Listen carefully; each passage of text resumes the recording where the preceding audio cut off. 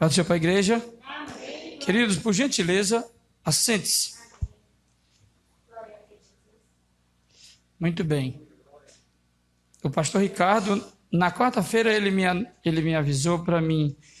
Primeiro ele perguntou se eu poderia trazer uma palavra na manhã desse dia. Para ser sincero, não estava nos meus planos. No culto de Santa Ceia eu pregar. Mas estava no plano de Deus, é isso mesmo. Deus, ele aprove, e quando Deus chama, eu acho, o irmão Fernandes às vezes fala aqui, eu acho que quando Deus chama e você fala não, eu entendo como uma certa covardia. Da minha parte, eu estou falando de mim. Se Deus me chamar para alguma coisa e eu falar não, eu me sinto um cidadão covarde. E eu falei, tá bom, pastor, seja feita a vontade dos céus. Muito bem. Aí essa semana, eu por estar muito ocupado, esses dias eu ando muito ocupado lá no trabalho. Mas aí também não é desculpa, né? Eu também não gosto de me esconder por trás de desculpas. Eu acho que quando nós nos organizamos, existe tempo para tudo. Então eu nunca vou dizer que eu não vou fazer nada por conta do trabalho. Muito bem. E Deus mudou a palavra agora aqui. Há pouco eu vi uma palavra durante os 3 dias a evento, cheguei aqui, Deus mudou. Queridos, vamos ganhar tempo? Abram as suas Bíblias lá no livro de Gênesis. Tinha preparado lá em Levítico para mim fazer a leitura e Deus me trouxe para cá. Gênesis capítulo de número 22. É uma passagem muito conhecida, mas muito temática. Muito pertinente para a ocasião. Podemos ler? A partir do verso 1. Diz assim a santa palavra de Deus. E aconteceu depois destas coisas que tentou Deus a Abraão e disse-lhe, Abraão, e ele disse, eis-me aqui. E disse, toma agora o teu filho, o teu único filho, Isaque, a quem amas, e vai à terra de Moriá, e oferece-o ali em holocausto sobre uma montanha que eu te direi. Então se levantou Abraão pela manhã de madrugada, e albardou o seu jumento, e tomou consigo 2 de seus moços, e Isaque, seu filho, e vendeu a lenha para o holocausto, e levantou-se e foi ao lugar que Deus lhe dissera. E ao terceiro dia,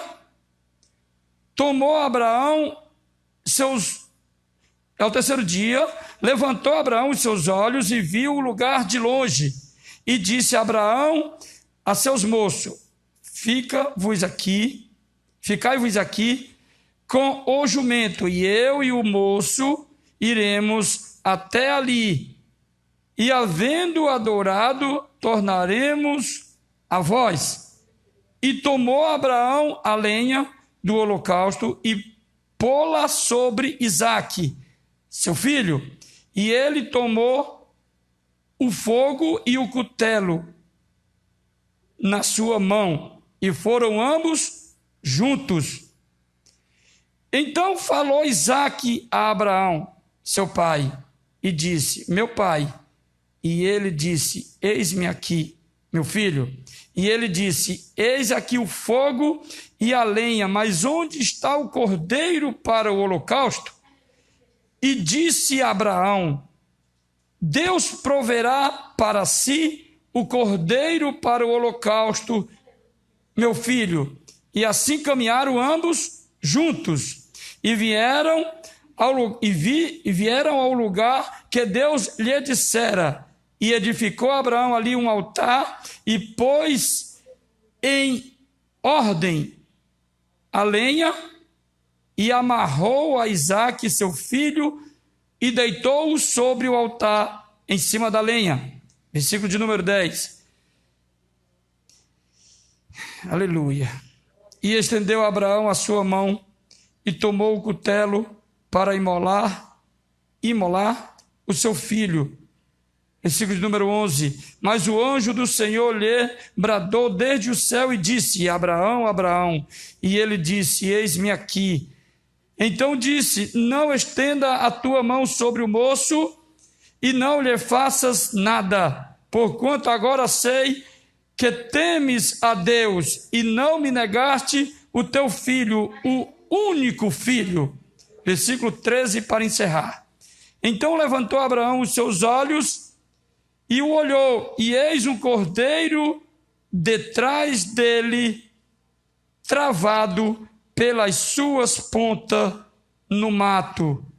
E foi Abraão e tomou o cordeiro e ofereceu-o em holocausto em lugar de seu filho. Até aqui. Louvado seja o nome do Senhor. Meus queridos, esse é mais um dos textos lá do Velho Testamento que aponta, que nos faz a entender que Deus já nos avisava do cuidado e do plano de salvação para a humanidade lá do começo de tudo. Mas para nós entender um pouquinho, nós precisamos entender, eu gosto de citar até esse versículo aqui, mas o momento é oportuno. Não é uma coisa repetitória, mas é uma coisa que é oportuna. Quando Adão e Eva, eles pecam contra Deus, eles recebem cada um a sua sentença, a sua recompensa. Mas a serpente que induziu eles ao pecado também recebe a dela. E quando Deus descreve a sentença da serpente, ela fala assim, Deus fala, olha, o homem vai ter que suar duro. A mulher vai ter que passar dor. Mas você, lembre-se que da semente dela vai surgir um que vai pisar na tua cabeça, ou seja, vai te vencer. Ele ali já traçou um plano de restauração logo em seguida para trazer o homem para o ponto que o homem havia perdido, que é uma ligação com o Criador. Será que era da vontade de Deus que o homem pecasse? Claro que não. Aliás, Deus permitiu, mas nunca foi a vontade de Deus que o homem pecasse, ou que o homem caísse. Mas a misericórdia de Deus, mais uma vez apontada, ela traz ao nosso entendimento que não estava acabado. Havia uma segunda chance. Irmãos, e na nossa vida, nos dias de hoje, é sempre assim, a mesma coisa. A gente falha, a gente peca, a gente erra, mas Deus, Ele está nos dando segunda chance. Eu não estou falando da igreja de Cristo, de um pecado premeditado, ou de um pecado que você faz todo um planejamento para pecar. Não, o pecado da igreja é o pecado que está inserido dentro da carne do homem, que ainda estamos dentro de uma carne. Por isso que tem uma representação do que vai acontecer daqui a pouco, a festa que nós iremos celebrar. Aliás, nós estamos celebrando. Louvado seja Deus. Então, quando nós pecamos, não é um pecado que é arquitetado. E se for, mesmo assim, Deus ele está mostrando que há uma segunda chance para nós. Aleluia. Louvado seja Deus. Mas continuamos.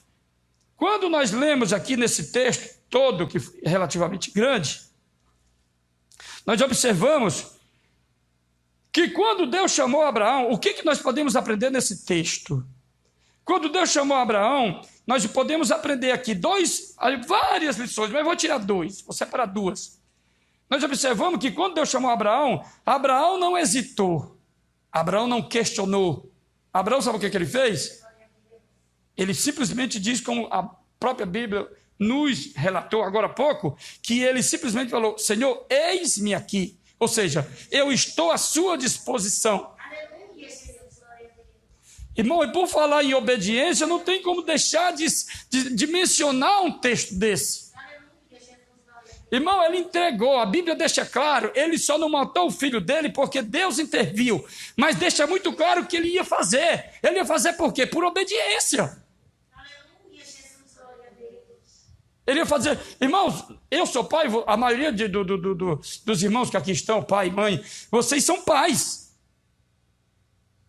Irmão, o amor de um pai para um filho é tão grande, eu estou falando na esfera humana, é tão grande que não dá nem para você mensurar. Aliás, o amor é uma palavra que não tem explicação, seja ela na esfera humana, seja ela na esfera divina. O amor não tem palavras, o amor não tem explicação. Mas aí, Abraão, ele abriu mão de tudo isto e seu único filho, porque o outro já tinha sido disperso, ele teria matado o seu filho e ficaria sem nada. Se isso não é obediência, alguém tem outro nome para isto? Isso é obediência. Então a primeira lição que nós temos é a obediência. Segunda lição que nós tira desse texto. Louvado seja Deus. Uma palavra chamada fé. Porque Abraão acreditava, atrelado à obediência, que se ele mata Isaque, Deus era suficientemente poderoso para restaurar e trazer ele de volta. Aleluia. E o que tem a ver isto com a festa que estamos celebrando hoje? O que Cristo representa? O que Cristo fez para com as nossas vidas? Se nós ler aqui o último versículo do texto do qual foi lido, lá no 13, o que ele diz aí? E Deus, ele preparou o cordeiro, não foi isso? E a Bíblia diz que Abraão pegou ele para holocausto. Irmão, o holocausto nada mais é do que uma oferta. Só que uma oferta diferenciada. Aquela oferta, tanto é que hoje não se podemos falar de holocausto, porque ali era para ser queimada a carne, tinha que ser um animal vivo e de perfeita, situação física daquele animal, tinha que ser novo, tinha que ter uma idade, não podia ter defeito. Então teria que ser um animal perfeito. E depois aquela carne tinha que ser queimada. E o que era feito com seu sangue? Era derramado sobre o altar, em redor do altar, para a purificação daquele local. Mas Cristo é uma representação disto. Só que Cristo, uma vez que ele se ofereceu e foi oferecida a sua carne queimada e o seu sangue oferecido, ele se fez a oferta necessária para a nossa vida. A oferta para o perdão de pecado. Então o holocausto hoje já não precisa mais, porque Cristo foi a oferta viva, perfeita, oferecida para a humanidade. Hoje o que nós precisamos aprender é que nós temos que ser obedientes, nós precisamos obedecer.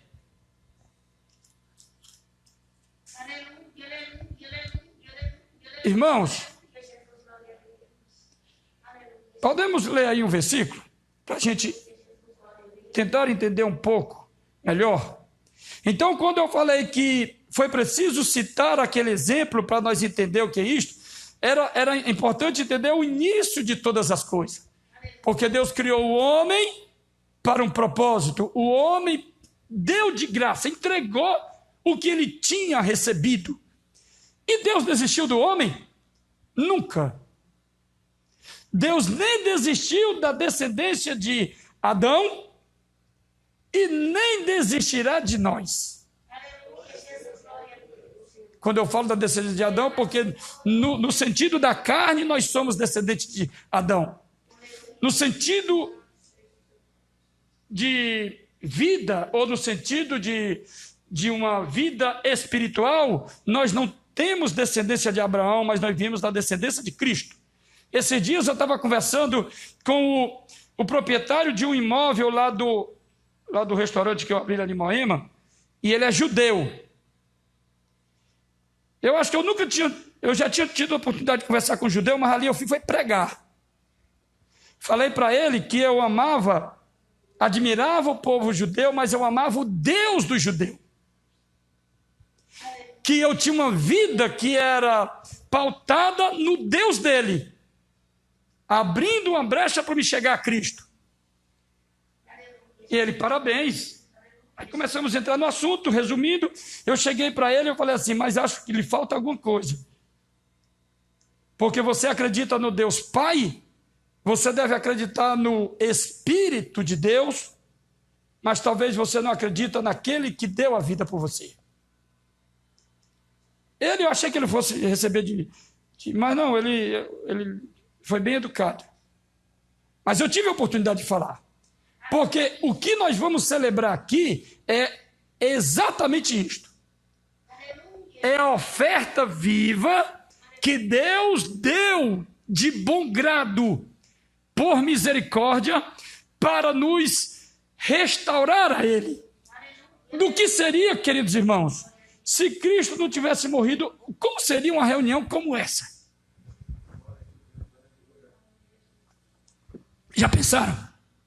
Será como é que estávamos aqui, falando de amor, sem a vida, ou sem a oferta que Deus fez, oferecendo o seu próprio Filho, a quem Ele criou e fundamentou todas as coisas? Lá em Gênesis capítulo 1, versículo 26, ele não diz que façamos o homem à nossa imagem e semelhança? Observe que ele está falando no plural. Acreditamos que ele não estava sozinho, e acreditamos que essas pessoas que estavam com ele não eram os anjos.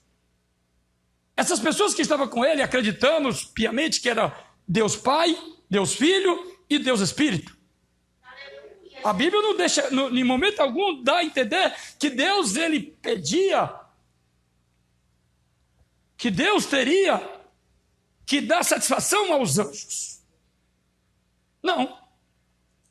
Então ali ele diz que criou, façamos o homem, façamos, plural, o homem, e essa palavra, se vem do original, você vai ver que continua no plural. Façamos o homem à nossa imagem e a nossa semelhança. Então ele não estava sozinho. E ele pegou aquele que ele tinha de primordial, ou de primazia, ou de primogênito, o seu filho, e colocou e ofereceu em favor de uma raça caída.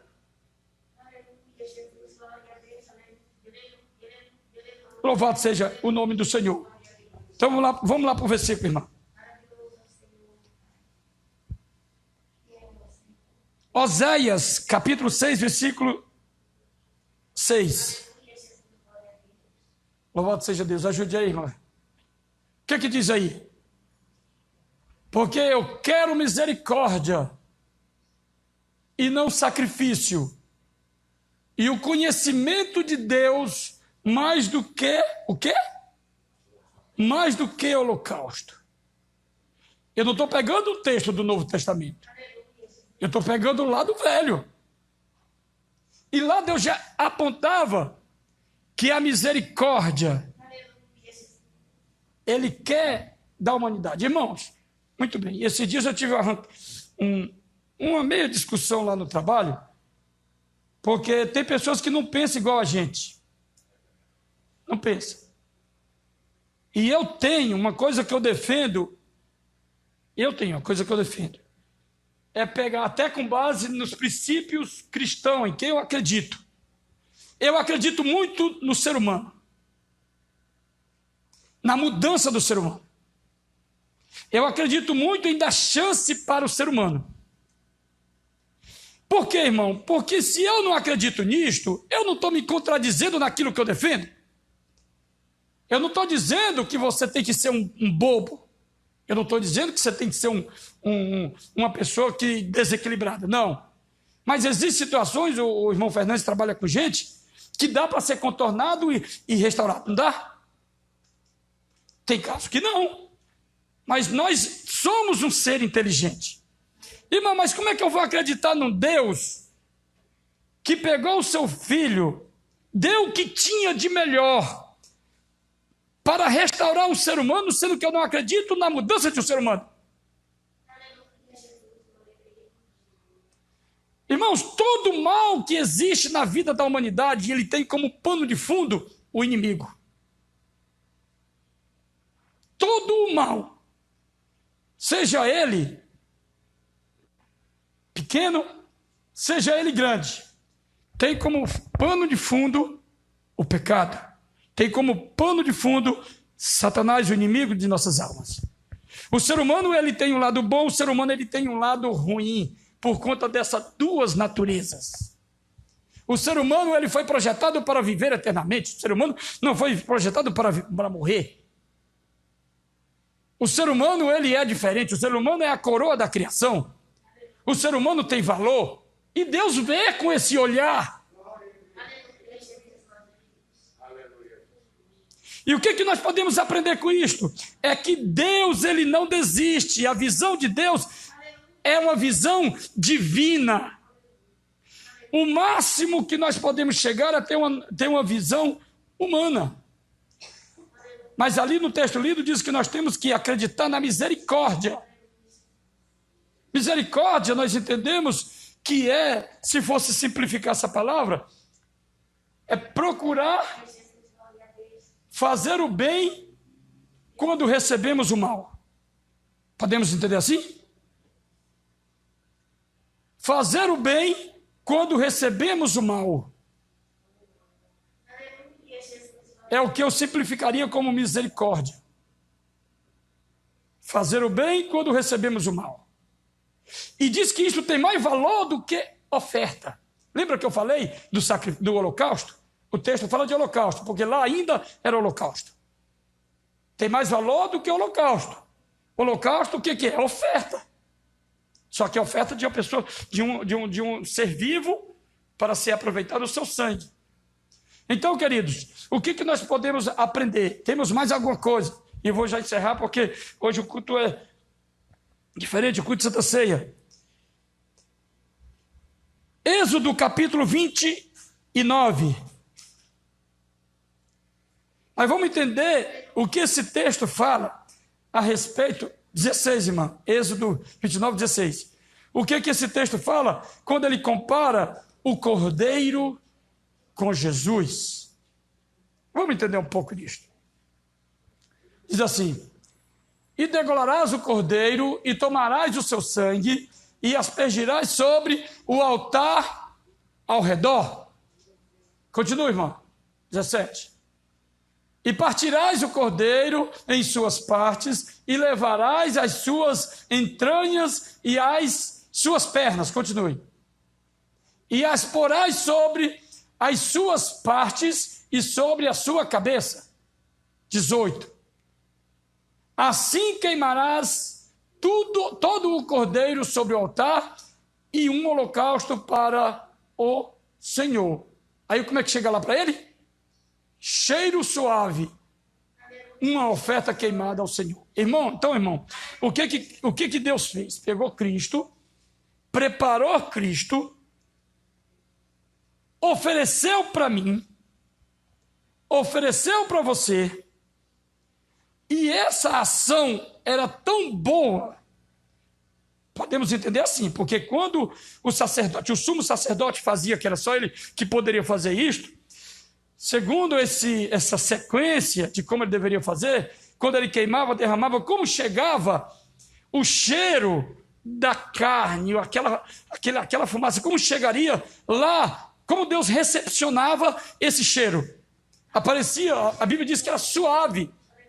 Assim foi o trabalho, foi a oferta de Cristo para quando Deus ofereceu para a nossa vida. Olha o tamanho do amor e a misericórdia de Deus para a comunidade. Irmão, nós merecia isto? Precisa responder. Não, mas Deus, Ele não é condicionado à nossa natureza, aos nossos pensamentos, à nossa limitação. Deus, Ele está acima de tudo. Então, irmãos, às vezes o negócio aperta um pouquinho ali, às vezes acontece uma coisa que é desagradável, e você às vezes pensa de desistir, irmão. Irmão, já pensou se Deus tivesse pensado assim? E quando nós não desistimos, e quando nós enfrentamos, e quando nós acreditamos, é porque a nossa vitória está na porta batendo. Deus, Ele tem algo para nos ensinar. Deus, Ele tem algo para nos dar. Deus tem algo, mas Ele quer tratar conosco. Ontem eu peguei os meus filhos e levei lá para o trabalho. Aí tem um cliente meu lá, que quando ele viu aquilo, dizendo ele que achou muito lindo, bonito. Porque hoje os pais não levam mais filho para trabalhar. Hoje pai não quer mais, eu não estou dizendo todos, irmão, eu acho que aqui, todo mundo aqui é consciente.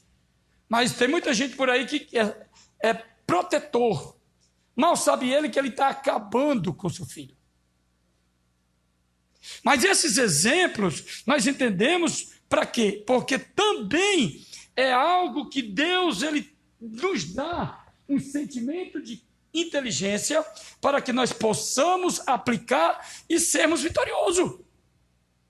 E o que nós estamos fazendo em obedecer nada mais é do que o maior grau de inteligência do ser humano.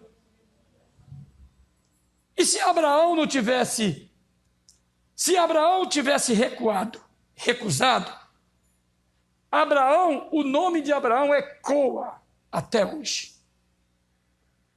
Por quê? Por que Israel ainda é uma nação referência para o mundo? Por quê, irmão Fernandes? Tudo por causa da ação de um homem. Irmãos, nós podemos tirar muitas aplicações para a nossa vida através de uma palavra dessa. A obediência é tudo que Deus quer para nos abençoar.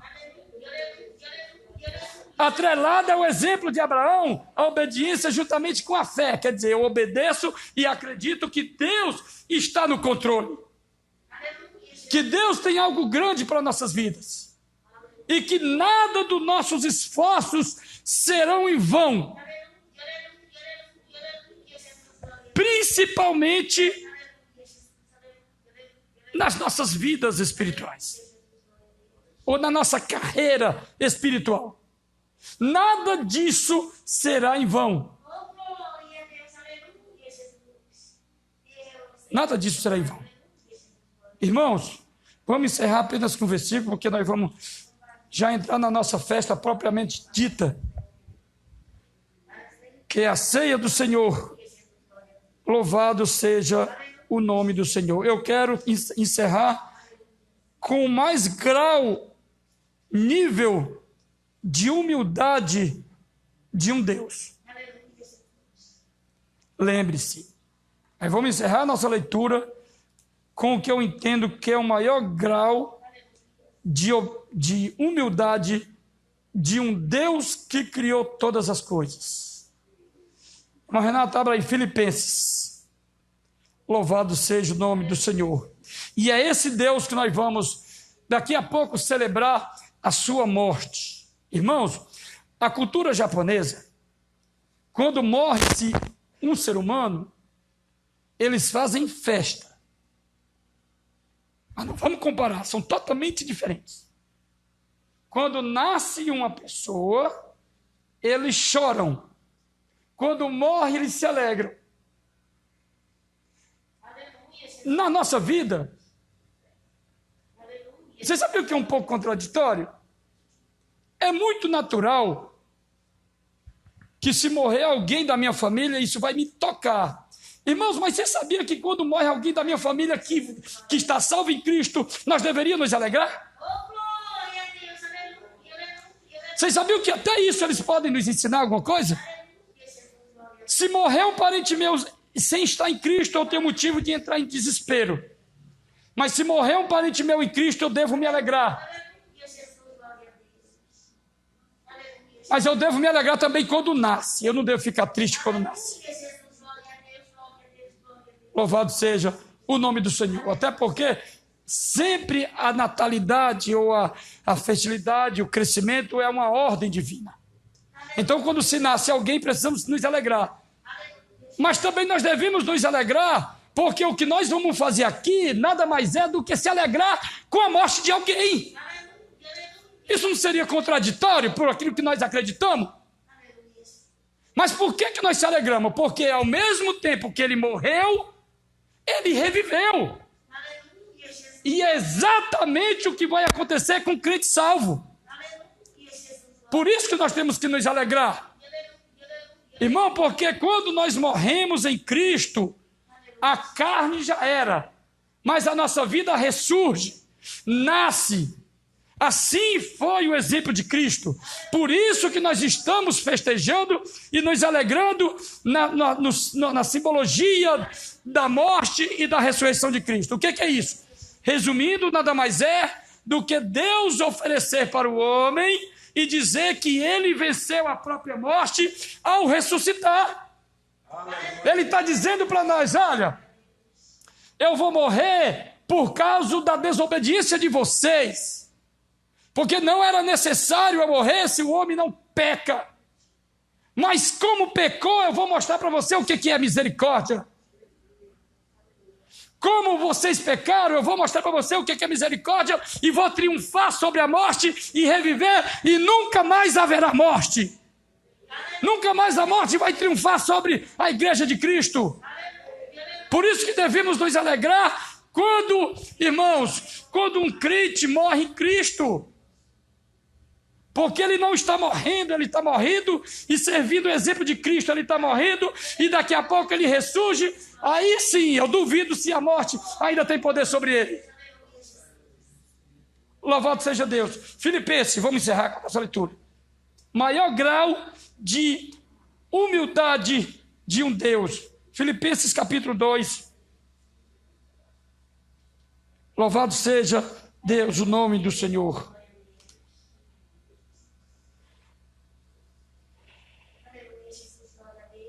A partir do verso de número 5. O que é que diz aí?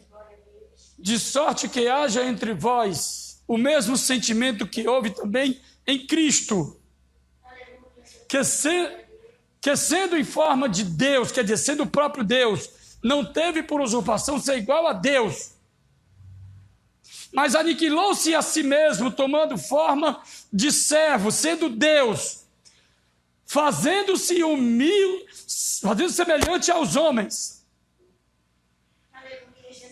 E achado na forma de homem, humilhou-se a si mesmo, sendo obediente até a morte e a morte de cruz. Pelo que também Deus o exaltou soberanamente, ele lhe deu o nome, que é sobre todo o nome, para que ao nome de Jesus se dobre todo o joelho dos que estão nos céus e na terra e debaixo da terra. Versículo 11 para encerrar. E toda língua confesse que Jesus Cristo é o Senhor, para a glória do Deus Pai. Irmão, isso é o maior nível de humildade de um Deus. E observe a recompensa que ele teve em aceitar um Deus ser um ser humano, ser igual a nós, como diz o texto. Mas Deus, o que ele fez? Ele recompensou soberanamente que o nome de Cristo já se rendeu milhares e milhares de almas a esse nome. E quer saber? Aqueles que ainda não se renderam, um dia todos irão se render diante de Cristo e irá confessar que Ele é Deus. Todo joelho se dobrará e reconhecerá que Jesus Cristo é o Deus. Por quê? Porque Ele se humilhou, porque Ele se ofereceu, porque Ele mostrou para a humanidade o que é humildade. Louvado seja o nome do Senhor. E eu agradeço a oportunidade em nome de Jesus.